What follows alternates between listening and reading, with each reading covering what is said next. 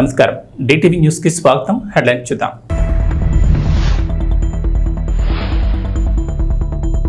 Telangana super game changer regional ring road 2 భాగాలుగా project, కేంద్ర ప్రభుత్వం కీలక అప్డేట్.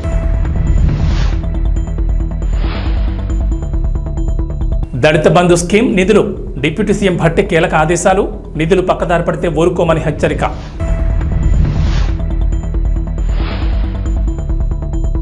రేపు కలెక్టర్లతో సదస్సు, సీఎం చంద్రబాబు కీలక నిర్ణయం.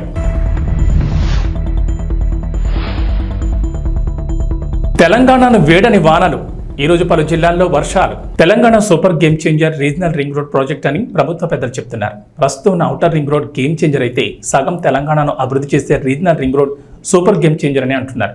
2 భాగాలుగా ఈ ప్రాజెక్టును పట్టాలెక్కిస్తున్నారు. ఉత్తర భాగానికి ఇప్పటికే జాతీయ నెంబర్ను కేటాయించారు. మొత్తం 350 కిలోమీటర్ల మేర నిర్మించి తలపెట్టిన ఈ ప్రాజెక్ట్ ఉత్తర భాగం 161.59 కిలోమీటర్లు నిర్మించనున్నారు. రెండో దశలో దక్షిణ భాగం రహదారిని 189.20 కిలోమీటర్ల మేర నిర్మించనున్నారు. అయితే RRR నిర్మాణం కోసం త్రైపాక్షిక ఒప్పంద పత్రాల రూపకల్పన కసరత్తు తాజాగా మొదలైంది. గతంలో ఉత్తర భాగం కోసం త్రైపాక్షిక ఒప్పందాన్ని అధికారులు సిద్ధం చేశారు. అయితే తాజా పరిణామాల నేపథ్యంలో ఉత్తర దక్షిణ భాగాలు కలిపి ఒకే ఒప్పందం చేసుకునేందుకు వీలుగా కేంద్ర రహదారుల శాఖ అధికారులు సమాయత్తమవుతున్నారు. 2 భాగాలకు కలిపి ఒప్పంద పత్రాలను రూపొందించే క్రమంలో రెండో భాగమైన దక్షిణ భాగంపై క్షేత్రస్థాయి పరిశీలన చేయాలని కేంద్ర మంత్రిత్వ శాఖ తెలంగాణలోని జాతీయ రహదారుల సంస్థ అధికారులను కోరినట్లు తెలిసింది. గతంతో పోలిస్తే దక్షిణ భాగం విస్తీర్ణం కాస్త పెరిగింది. అయితే ఈ మార్గానికి అధికారికంగా అలైన్మెంట్ ఇంకా ఖరారు చేయలేదు. షెడ్యూల్డ్ కులాల కమ్యూనిటీకి చెందిన కుటుంబాల ఆర్థిక అభివృద్ధి కోసం గత బీఆర్ఎస్ ప్రభుత్వం దళిత బంధు పథకం అమలు చేసిన సంగతి తెలిసిందే. ఈ పథకం కింద అర్హులైన ఎస్సీ కుటుంబాలకు వారి సొంత వ్యాపారాలు నిర్వహించుకుని ఆర్థికంగా నిలదొక్కునేందుకు గాను 10 లక్షల ఆర్థిక సహాయం అందించింది. వారు చిన్న వ్యాపారాలు, వ్యవస్థాపక వెంచర్లు ప్రారంభించడానికి ఒక్కో కుటుంబానికి 10 లక్షల చొప్పున గ్రాంట్ రూపంలో అందించారు. ఆదాయ ఉత్పత్తి పథకాలను స్థాపించడానికి 100% గ్రాంట్ సబ్సిడీగా అర్హులైన ఎస్సీ కుటుంబాలకు 10 లక్షలు వన్ టైం పెట్టుబడిగా అందించారు. అయితే ఈ పథకం అమల్లో అనేక అవకతవకలు జరిగాయని ప్రస్తుత కాంగ్రెస్ ప్రభుత్వం ఆరోపిస్తోంది. ఎమ్మెల్యేలు, బీఆర్ఎస్ పార్టీ పెద్ద లీడర్లు కుమ్మక్కై నిధులను పక్కదారి పట్టించారనే విమర్శలు ఉన్నాయి. ఈ నేపథ్యంలో డిప్యూటీ సీఎం భట్టి విక్రమార్క కీలక ఆదేశాలు జారీ చేశారు. దళిత బంధు పథకం నిధులు దారి మళ్లితే ఊరుకునేది లేదని స్పష్టం చేశారు. ఖమ్మం జిల్లా చింతకాని మండల కేంద్రంలో దళిత బంధు అమలుపై అధికారులతో ఆయన సమీక్ష నిర్వహించారు. వారం రోజులుగా దారి మళ్లిన నిధులను తిరిగి లబ్ధిదారులకు అప్పగించాలని అధికారులకు కీలక ఆదేశాలు జారీ చేశారు. రైతు భరోసా గత ప్రభుత్వం అమలు చేసిన రైతు బంధు పథకం కింద 5 సంవత్సరాల్లో 80,440 కోట్ల రూపాయలు ఖర్చు చేసింది.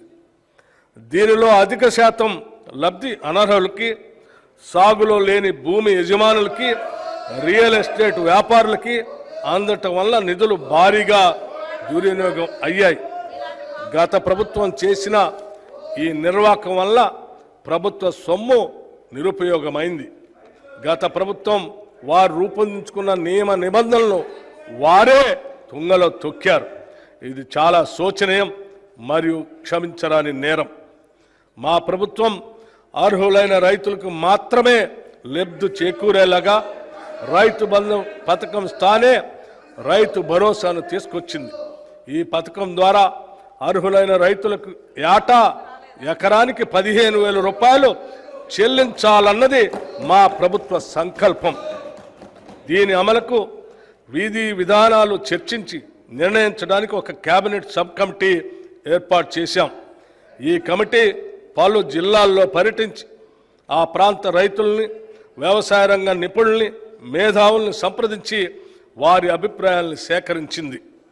ప్రజాభిప్రాయాలన్నింటినీ క్రోడీకరించి వాటిని గౌరవ సభలో ఉంచి చర్చించి గౌరవ శాసనసభ్యులు అందరి అభిప్రాయాన్ని తీసుకొని అమలు చేయాల్సిన విధి విధానాలపై తగిన నిర్ణయం తీసుకుంటాం. ప్రభుత్వ విధానాలు పారదర్శకంగా ప్రజల భాగస్వామ్యంతో ఖరారు చేయాలి. అంతేకాని 4 గోడల గడిల మధ్యన కాదు అని మా పనితీరుకు రైతు భరోసా విధానం ఒక ఉదాహరణ. రాష్ట్రంలో కూటమి ప్రభుత్వం ఏర్పడిన తర్వాత తొలిసారి కలెక్టర్ల సదస్సును ఆగస్టు 5 నిర్వహిస్తున్నారు. అమరావతిలోని సచివాలయంలో జరిగే ఈ సమావేశాన్ని తొలుత 2 రోజుల పాటు నిర్వహించాలని భావించారు. తాజాగా దీన్ని ఒక్కరోజుకే పరిమితం చేసింది టీడీపీ కూటమి సర్కార్. ఇందుకు సంబంధించిన ఎజెండాను కూడా ఖరారు చేసింది. సోమవారం ఉదయం తొలుత వివిధ శాఖలపై సమీక్ష చేపడతారు. సాయంత్రం కలెక్టర్లు, జిల్లా ఎస్పీలతో శాంతి భద్రతలపై సమీక్ష నిర్వహించి సమావేశాన్ని ముగించనున్నారు. పాలనాపరమైన అంశాలు, విధాన నిర్ణయాలు, సంక్షేమ పథకాల అమలు, ఇసుక, వ్యవసాయం తదితర విభాగాల్లో నెలకొన్న సమస్యలపై ప్రభుత్వానికి స్పష్టత ఉండడంతో కలెక్టర్ల సమావేశంలో తొలుత ప్రాథమిక రంగాలపైనే చర్చించనున్నారు. మొదట వ్యవసాయం, అనుబంధ రంగాలు, అటవీ సంపద, గనులపై చర్చ జరిగేలా ఎజెండా రూపొందించారు. ఆయా అంశాలపై సంబంధిత శాఖల కార్యదర్శులు పవర్ పాయింట్ ప్రజెంటేషన్లు ఇస్తారు. తమ ప్రాధాన్యాలు, లక్ష్యాలను కలెక్టర్లకు వారు వివరించనున్నారు. మధ్యాహ్నం విరామం తర్వాత బడుగు బలహీన వర్గాల సంక్షేమంపై చర్చించనున్నారు. అనంతరం వైద్య ఆరోగ్య శాఖ, సీజనల్ పరిస్థితులు, తీసుకోవాల్సిన జాగ్రత్తలు, విద్యారంగం, మున్సిపల్, సిఆర్డీఏ, పంచాయతీరాజ్, గ్రామీణాభివృద్ధి, గృహ నిర్మాణం, జలవనరులు, పౌర సరఫరాలు, పరిశ్రమలపై ప్రత్యేకంగా చర్చ. సాయంత్రం రెవెన్యూ శాఖపై చర్చ జరగనుంది. హైదరాబాద్ మహానగరం భౌగోళిక పరిధిని పెంచనున్నట్లు ముఖ్యమంత్రి రేవంత్ రెడ్డి ఇదివరకే ప్రకటించారు. ఈ నేపథ్యంలో విపత్తుల నిర్వహణ విభాగం పరిధిని, దాని బాధ్యతలను విస్తరించాలని అధికారులకు కీలక ఆదేశాలు జారీ చేశారు. జీహెచ్ఎంసీ, దాని చుట్టూ ఉన్న 27 మున్సిపాలిటీలు, కార్పొరేషన్లు, మొత్తంగా ఔటర్ రింగ్ రోడ్ వరకు విపత్తుల విభాగం సేవలు అందించేందుకు వ్యవస్థాపరమైన మార్పులు చేయాలని చెప్పారు. విపత్తుల నిర్వహణ విభాగాన్ని ఇక నుంచి Hyderabad disaster response and asset protection agency అని పేరు మార్చాలని నిర్ణయించారు. ఈ నేపథ్యంలో హైదరాబాద్ పరిధిలోకి 33 గ్రామాలు చేరుస్తూ పంచాయతీరాజ్, గ్రామీణాభివృద్ధి శాఖ తాజాగా ప్రతిపాదనలు సిద్ధం చేసింది. హైదరాబాద్ పరిధిని ఓఆర్ఆర్ వరకు విస్తరించాలని రాష్ట్ర ప్రభుత్వం నిర్ణయం మేరకు మున్సిపాలిటీలు, మున్సిపల్ కార్పొరేషన్లు, గ్రామ పంచాయతీలను గుర్తించిన అధికారులు వాటి జాబితాను ప్రభుత్వానికి నివేదించింది. మొత్తం హైదరాబాద్ పరిధి 2053 చదరపు కిలోమీటర్లుగా నిర్ణయించారు. అందులో 33 గ్రామ పంచాయతీలు, విస్తీర్ణం 386.28 చదరపు కిలోమీటర్లుగా అధికారులు గుర్తించారు. ఈ గ్రామాల్లో 172,836 మంది నివసిస్తున్నట్లు నివేదికలు వెల్లడించారు. రైతు బజార్లను పటిష్టం చేయాలన్న ఆంధ్రప్రదేశ్ ముఖ్యమంత్రి చంద్రబాబు నాయుడు ఆదేశాలకు అనుగుణంగా అధికారులు చర్యలు చేపట్టారు. త్వరలోనే రాష్ట్ర వ్యాప్తంగా మొత్తం 100 మొబైల్ రైతు బజార్లను ఏర్పాటు చేయనున్నారు. వీటిని రాష్ట్రంలోని ప్రధాన నగరాల్లో ప్రారంభిస్తున్నట్లు ఏపీ రైతు బజార్ల సీఈఓ శేఖర్ బాబు శనివారం వెల్లడించారు. విశాఖపట్నం, రాజమండ్రి, విజయవాడ, తిరుపతి, కర్నూలు వంటి నగరాల్లో అపార్ట్మెంట్లు, గేటెడ్ కమ్యూనిటీ, శివారు కాలనీలో ఉండే ప్రజలకు ఈ రైతు బజార్ సేవలను అందుబాటులో తీసుకెళ్లాలని ప్రతిపాదించారు. ప్రస్తుతం మొబైల్ రైతు బజార్లు గుంటూరు, విజయవాడలో కేవలం 16 మాత్రమే ఉన్నాయి. మరో 100 మొబైల్ రైతు బజార్లను ప్రారంభిస్తామని ఆయన చెప్పారు. మరోవైపు రాష్ట్ర వ్యాప్తంగా ప్రస్తుతం 111 రైతు బజార్లు ఉండగా సాలూరు, అనపర్తి, అంగర, రాయవరం, బాపట్ల, వేంపల్లి, ప్రొద్దుటూరు, పత్తికొండ, ఆళ్లగడ్డ, పెలుగోడు, ఆత్మకూరు, మదనపల్లిలో కొత్తగా ప్రారంభం కానున్నాయి. వీటి నిర్మాణం పూర్తయిందని, త్వరలో ప్రారంభించనున్నామని శేఖర్ బాబు తెలిపారు. అలాగే ప్రతి మున్సిపల్ కేంద్రంలో రైతు బజార్ ఏర్పాటుకు ప్రతిపాదన ఉందని చెప్పారు. కానీ ప్రస్తుతం 98 మున్సిపాలిటీల్లోని 74 చోట్లే రైతు బజార్లు ఉన్నాయని వివరించారు. స్వాతంత్ర దినోత్సవం సందర్భంగా ఏపీ ప్రజలకు ప్రభుత్వం 3 శుభవార్తలు చెప్పనున్నట్లు తెలుస్తోంది. ఎన్నికల ప్రచారంలో భాగంగా సూపర్ 6 పేరిట 6 హామీలు ఇచ్చిన టీడీపీ కూటమి అధికారంలోకి వచ్చిన తర్వాత వాటి అమలుపై ఫోకస్ పెట్టింది. ఈ క్రమంలోనే ఆగస్టు 15 నుంచి 3 పథకాలను ఏపీ ప్రభుత్వం అమలు చేయనున్నట్లు ప్రచారం జరుగుతోంది. మహిళలకు ఉచిత బస్సు ప్రయాణం, తల్లికి వందనం పథకం, అన్నా క్యాంటీన్లను ఆగస్టు 15 నుంచి ప్రారంభించనున్నట్లు తెలుస్తోంది. అయితే అన్నా క్యాంటీన్ల ఏర్పాటుపై ఇప్పటికే స్పష్టత ఉంది. ఆగస్టు 15 నుంచి 100 అన్నా క్యాంటీన్లు ప్రారంభిస్తామని ఏపీ ప్రభుత్వం ఇప్పటికే ప్రకటించింది. ఈ క్రమంలోనే ఏర్పాట్లు కూడా జరుగుతున్నాయి. ఇక వీటితో పాటుగా తల్లికి వందనం, ఆర్టీసీ బస్సుల్లో మహిళలకు ఉచిత ప్రయాణం హామీలను కూడా అమలు చేస్తారంటూ వార్తలు వస్తున్నాయి. గత కొన్ని రోజులుగా వివిధ శాఖలపై వరుసగా సమీక్షలు జరుపుతున్న ఏపీ సీఎం చంద్రబాబు నాయుడు ఈ పథకాల అమలుపైన దృష్టి పెట్టినట్లు తెలుస్తోంది. మహిళలకు ఉచిత బస్సు ప్రయాణం హామీ అమలుపై ఇప్పటికే ఎంత ఖర్చు అవుతుందనే దానిపై అధికారులు లెక్కలు తయారు చేశారు. ప్రతి నెల 250 కోట్ల వరకు భారం పడొచ్చని అంచనాకొచ్చారు.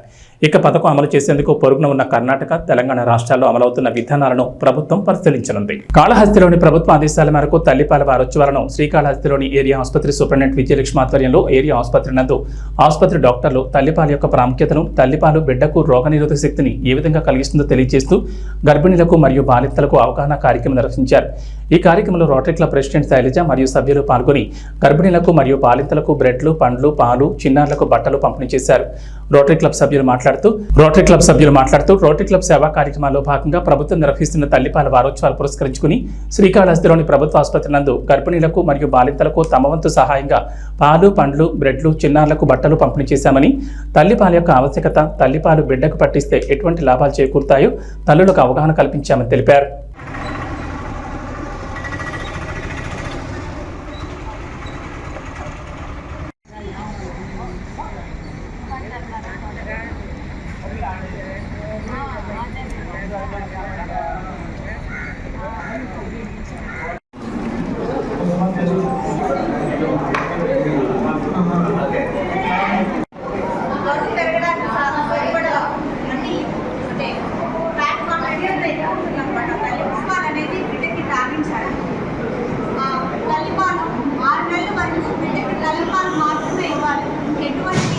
ఉపయోగపడే అన్ని కాన్వెంట్స్ అన్ని ఆ తల్లిపాలలో ఉంటాయి.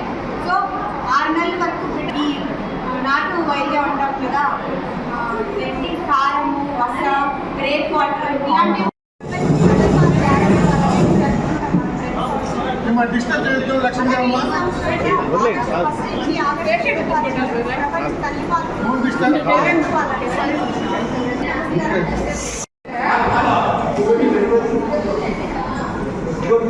అనకాపల్లి జిల్లా చీడికాడ రావికవతం ప్రాంతాల్లో భారీగా గంజాయిని పట్టుకున్నారు. సుమారు 12 లక్షల విలువ చేసే 250 కేజీల గంజాయిని స్వాధీనం చేసుకున్నారు. గాంజా పాటుగా మనం మొత్తం అనకాపల్లి డిస్ట్రిక్ట్లో కూడా గాంజా మీద నిఘా పెంచడం జరిగింది.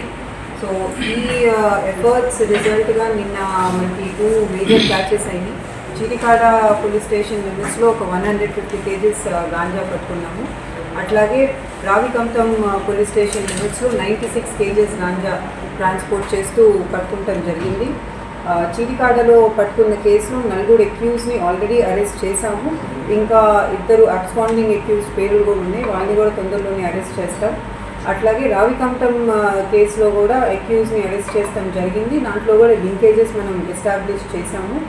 ఈ చీడికాడ కేసులో అక్యూజ్ అందరూ కూడా ఏఎస్ఆర్ డిస్ట్రిక్ట్కి సంబంధించిన వాళ్ళు, 3 పాడేరు మండలం నుంచి ఉన్నారు, ఒకళ్ళేమో హుకుంపేట మండలం వాళ్ళు. ఇక్కడ రావికంఠంలో కట్టిన కేసులో కృష్ణా డిస్ట్రిక్ట్కి సంబంధించిన అక్యూజ్ని అరెస్ట్ చేయడం జరిగింది. మన డిస్ట్రిక్ట్లో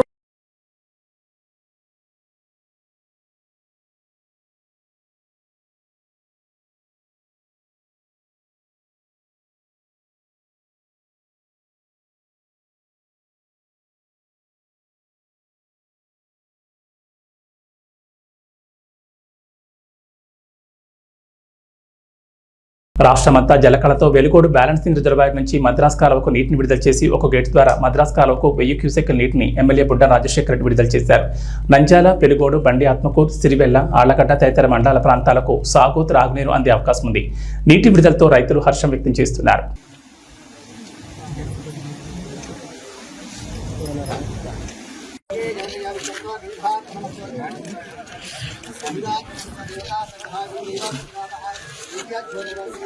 పక్కకు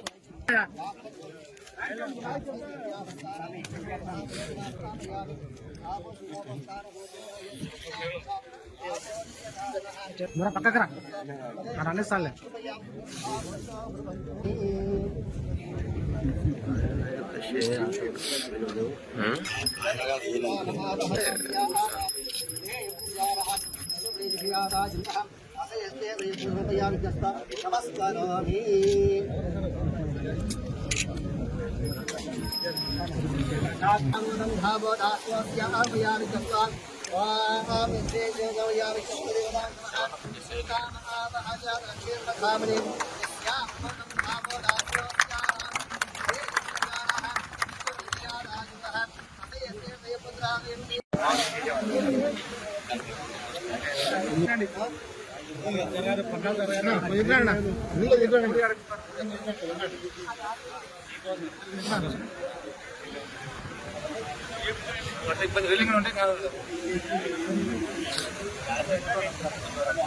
ముందర పోయి చెప్తావు ఆడుకో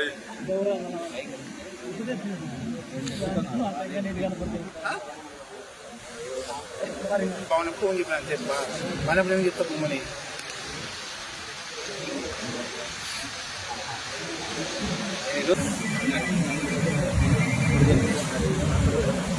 అప్పుడే చెప్పింది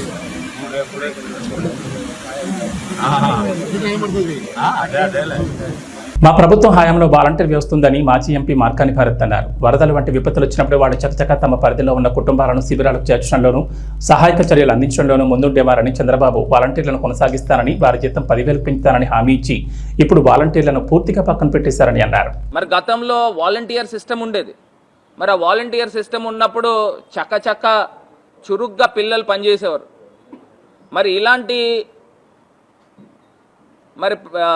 ఘటనలు జరిగినప్పుడు ఇమ్మీడియట్గా రెస్పాండ్ అయ్యేవారు. రెస్పాండ్ అయ్యి ఎక్కడికక్కడ మొత్తము వాళ్ళకి అందరికీ కూడా, బాధితులకి అందరికీ కూడా వీళ్ళే వాలంటీర్ సిస్టమ్ అంతా గొప్పగా పనిచేసిన సందర్భం.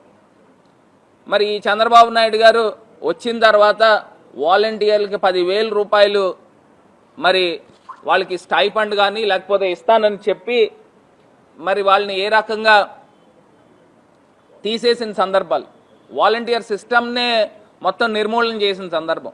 రాష్ట్ర వ్యాప్తంగా 4 లక్షల మంది పిల్లలు వాలంటీర్ పిల్లల్ని తీసేసిన సందర్భం. మరి ఇది ఎక్కడికి వెళ్ళిపోతా ఉన్నాము? మరి ఇదే చంద్రబాబు నాయుడు గారు నిరుద్యోగ భృతి 3000 ఇస్తా అన్నాడు. మరి వాలంటీర్స్ కూడా పాపం చాలామందికి ఉద్యోగ ఉపాధి లేకపోవడం వలన కదా మరి వాలంటీర్స్ కింద వస్తూ ఉన్నారు. మరి నిజంగా ఆ రకంగా ఆలోచన చేసిన ఈ వాలంటీర్ సిస్టమ్ని కంటిన్యూ చేయాలి కదా. మరి ఈయనే మాటలు ఇచ్చాడు, ఇదే చంద్రబాబు నాయుడు గారు మరి మాటలు ఇచ్చి వాగ్దానాలు చేసి మరి ఏ రకంగా వాలంటీర్ సిస్టమ్ని పూర్తిగా నిర్వీర్యం చేసిన సందర్భం. రాష్ట్రమంతా జలకళతో వెలుగోడు బ్యాలెన్సింగ్ రిజర్వాయర్ నుంచి మద్రాస్ కాలువకు నీటిని విడుదల చేసి ఒక గేటు ద్వారా మద్రాస్ కాలువకు 1000 క్యూసెక్కుల నీటిని ఎమ్మెల్యే బుడ్డ రాజశేఖర రెడ్డి విడుదల చేశారు. నంద్యాల, వెలుగోడు, బండి ఆత్మకూరు, సిరివెల్ల, ఆళ్లగడ్డ తదితర మండల ప్రాంతాలకు సాగు, త్రాగునీరు అందే అవకాశం ఉంది. నీటి విడుదలతో రైతులు హర్షం వ్యక్తం చేస్తున్నారు.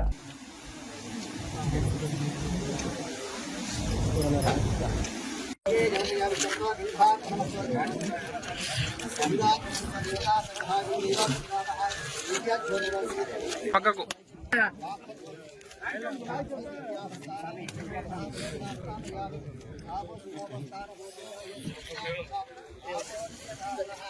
పక్కకు రా అనేసాలే.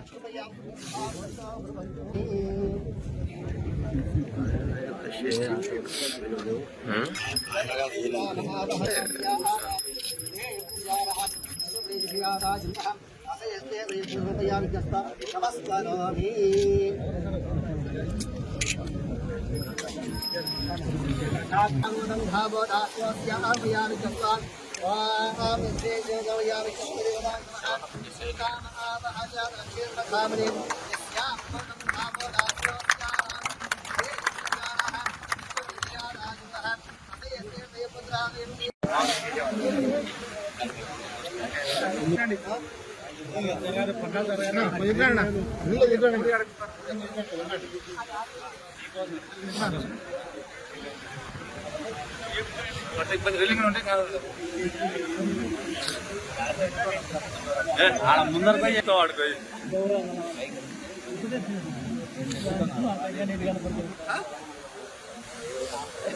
పవన్ ఫోన్ చెప్పాను చెప్పా మన ఏం చెప్తా పొమ్మని.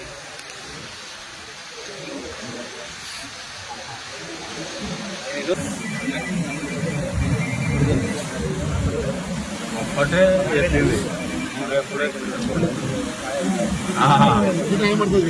అదేలే.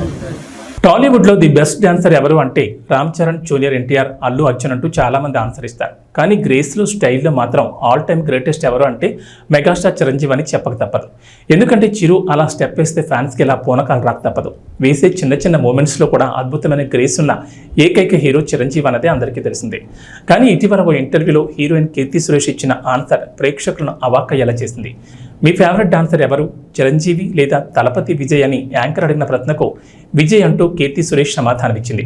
దీంతో మెగా ఫ్యాన్స్ సహా తెలుగు ఆడియన్స్ కీర్తి సురేష్ను ఓ రేంజ్లో ట్రోల్ చేశారు. ఇక తాజాగా విజయ్ ది గోట్ సినిమాలో స్పార్క్ సాంగ్ను రిలీజ్ చేయగా ఇందులో తలపతి స్టెప్పులు చూసి మెగా ఫ్యాన్స్ తెగ నవ్వుకుంటున్నారు. ఈ పాట రిలీజ్ అయ్యాక కీర్తి సురేష్ విజయ్ని కలిపి తెగ ట్రోల్ చేస్తున్నారు. నిజానికి విజయ్ మంచి డాన్సరే, కానీ చిరంజీవి కంటే మంచి డాన్సర్ అన్నది మాత్రమే ఇక్కడ సమస్య. ఎందుకంటే తలపతి స్టెప్పులను తమిళ తంబేలు తెగ ఎంజాయ్ చేస్తారు, అది వేరే విషయం, వాళ్ళ ఇష్టం. కానీ కీర్తి సురేష్ తెలుగులో కూడా క్రేజులు నటి కావడంతో ఆమె చెప్పిన ఆన్సర్ మన వాళ్ళకి అస్సలు నచ్చలేదు. ఇక గోడ్ సినిమాలో స్పార్క్ పాటకి విజయ్ వేసిన డాన్స్ ఆయన ఫ్యాన్స్కే చాలా మందికి నచ్చలేదు.